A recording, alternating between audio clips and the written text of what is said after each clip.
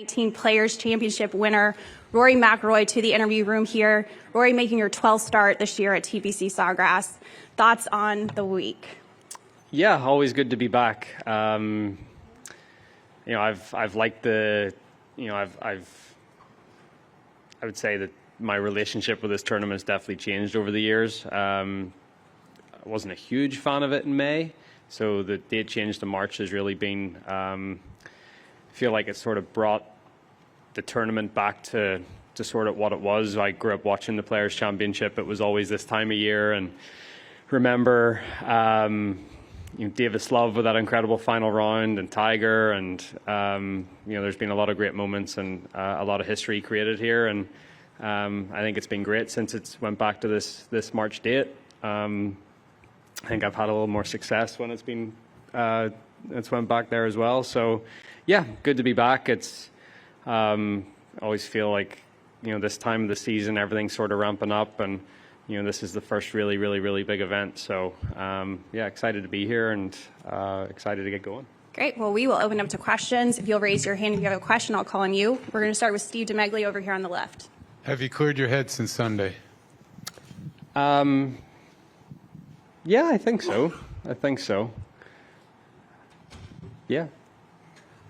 Okay. We're going to go to Tom D'Angelo over here on the right. Hi, Rory. Rory, Justin mentioned having the muscle memory of going when you walk in the locker room, going left instead of right. Do you remember the first time for you? What was that like, and that feeling, being able to go into that champions locker room? Yeah, it's a nice little sanctuary in there.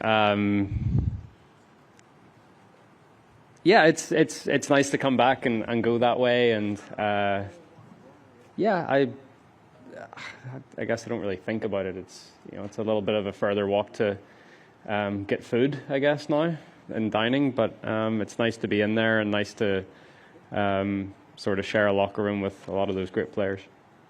We're going to go back left to Gene, Florida Times Union. Gene?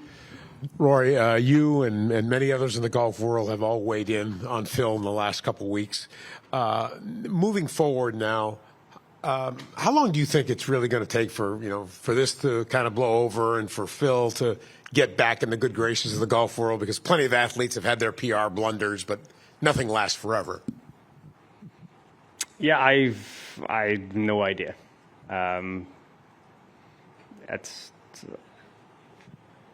You'd have to ask him whenever he resurfaces, but for me, I'm sort of over the whole thing and ready to move on. Dan Rappaport on the right. Colin was talking about how his perception of this tournament has changed since he's turned professional. It does feel like the tournament has grown in stature. How does a tournament do that besides money? I think, well, everything. I mean, you got at all these TVs in here, you 24/7 coverage of it. I think the changes to the golf course, the aesthetics of it, the sort of the setup, the agronomy, just the whole feel of the place. I mean, you drive in here and you have that big grand clubhouse, and I mean, it feels special. It feels like a special event. It feels like a special week, and it has. It has got bigger and better most years. I think there's a lot of thought and a lot of a lot of new ideas that are brought to the table for this event. This is where the PGA Tour can showcase what they have. So I think just all of that in general. Obviously, the prize fund is huge, and that's great. But there's a lot of other things that go into the event to make it feel the way it is and make it feel special. Okay, we're going to go to the left with Luke. Luke? Hey, Rory. I'm curious, when you face these shots like 17 tee shot or 18 tee shot, these shots that you just have to hit, what's going through your mind? What are you focusing on in order to actually execute those shots? I think the biggest thing is just trust and commitment. I think that's the thing. It's trusting what you're doing and committing 100% of the shot you're trying to hit, not to try to guide it, not to try to be too careful with it. It's almost like you have to almost let go and give up a little bit of control, and I think that's when I certainly swing at my best and hit my best golf shots. We're going to go over to the far right, Jason Sobel on the right. Rory, I wanted to revisit your post-round comments from Sunday. Is it frustrating to you when maybe you're asked about certain conditions, you're asked about a course, and explaining gets misconstrued publicly as maybe complaining? I was probably complaining. I wasn't misconstrued. I was definitely complaining. Yeah, I mean, unless you were out on the golf course, you wouldn't understand in a way. And look, it was the same for everyone. I certainly get that, but there was a lot of alcoholic beverages being drunk in the locker room when I went in there on Sunday afternoon by a lot of players. So it wasn't just me out there having a rough time. All right, we're going to go front left, Scott Michaud. Scott? Rory, you've been around long enough to see successive waves of new stars come out here on tour.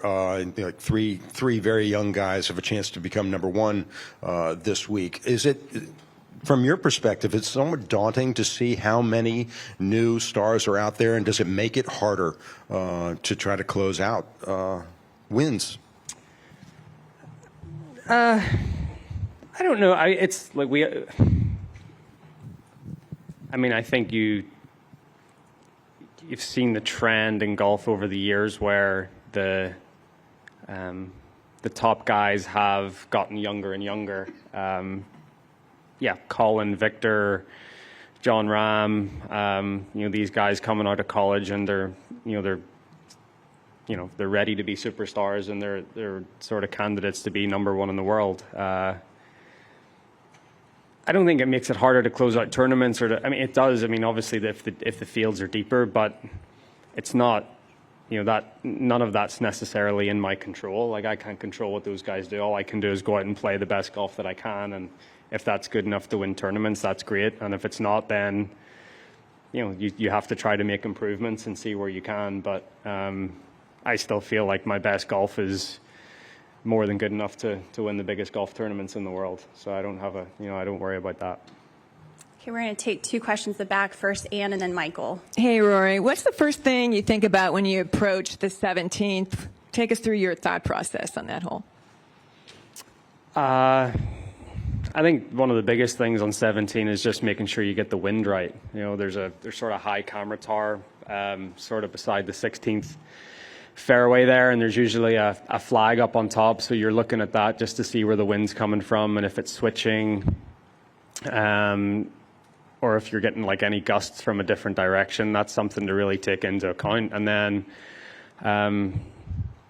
sometimes it's nice not to be the first one on the tee, just to see what your playing partners do. So I'm not saying that that's a reason to maybe not make birdie on 16, but sometimes it's it is nice to have a couple of guys go ahead of you just to see what the ball is doing. But you're not really trying to go for the pin on 17. You're just trying to hit it into the middle of the green. And, you make 4 threes in 17 and move on this week, you're going to gain strokes on the field. So, there's certainly a lot more birdie holes out there. And, on this golf course, you just have to pick and choose your battles. And 17 isn't one to go, chasing the pin. Michael? Rory, you talked about, I'm right here, man, right by Ann.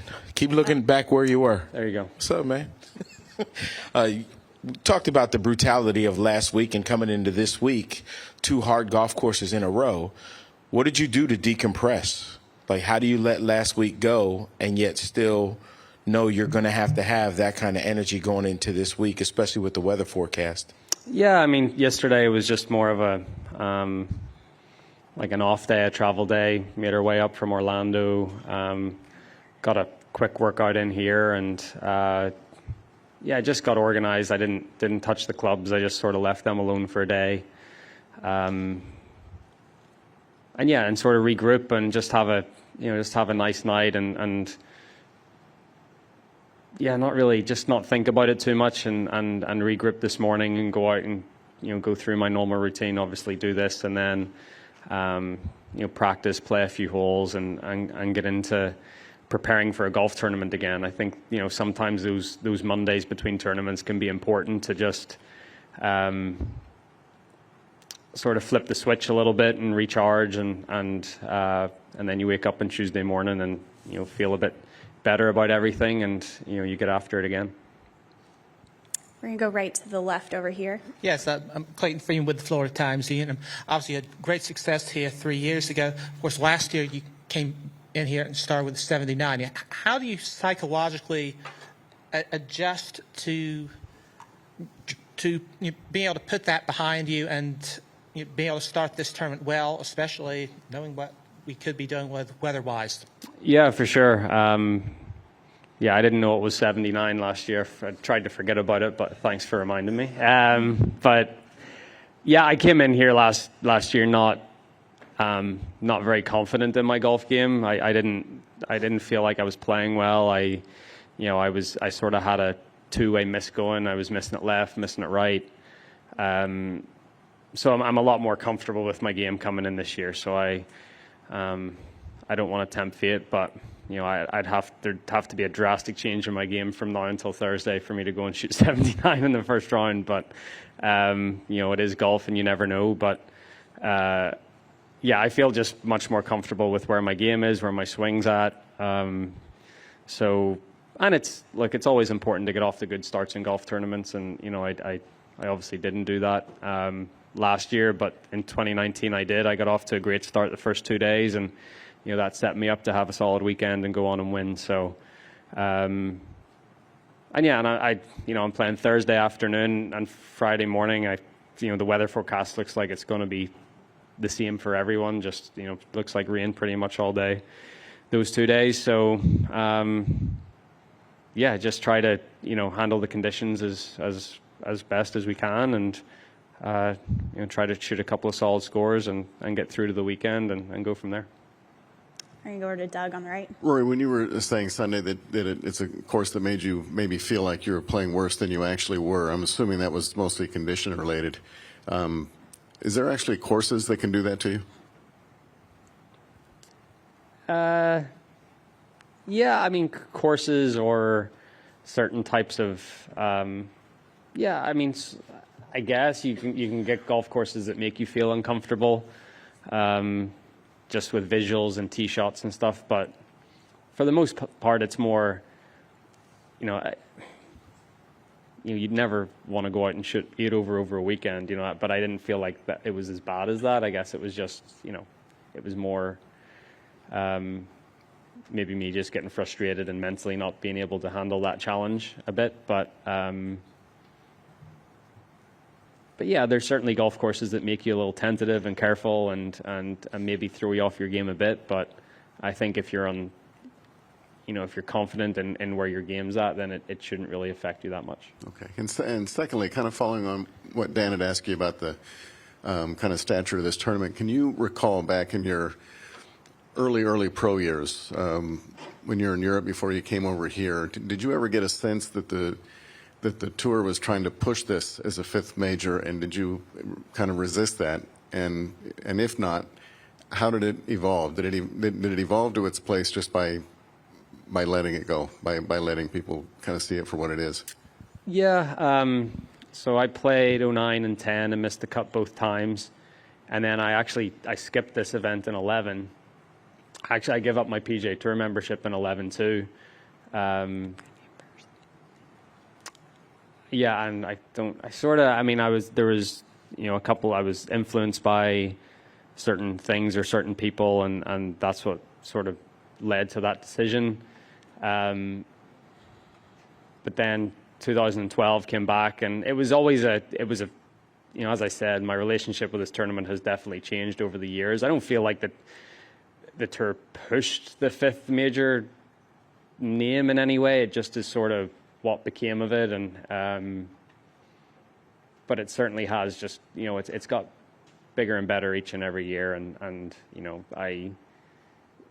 they've done a wonderful job with it. It's been I think all the players would agree with that, and yeah, I mean it's certainly one of the from the start of my career where it wasn't one of my favorites. It's certainly up there in the top, at least the top half dozen that I want to play and want to make sure that my game's in shape for. while we've got your attention, we're going to go right here to the front. Rory, your dad was a major part of you playing golf. And coming up, I know you had a great team. What do you see your role as for youngsters and your own children? And you started a wonderful family, and congratulations. Thank you. But how do you see yourself, and what role should the professionals, particularly at this level, should play in the growing of the game for other youngsters, not only from those in Ireland, but from all over the world? How do you see that? Yeah, I mean, I think when you reach this this level or this stature in the game, there's a responsibility there that comes with that. I'll always remember when I won the U.S. Open in 2011. And I got a few letters, and Jack Nicklaus wrote to me and Arnold Palmer, and you know, it wasn't the exact same letter, but they said, you now, are in a place in the game where you have a responsibility to, grow the game of golf and inspire others to take this game up. And I've always felt like I've been a pretty international player. I've played all over the world, and as much as I resisted the whole golf and the Olympic movement at the start, I went last year and really enjoyed it and saw the benefits of it for golf as a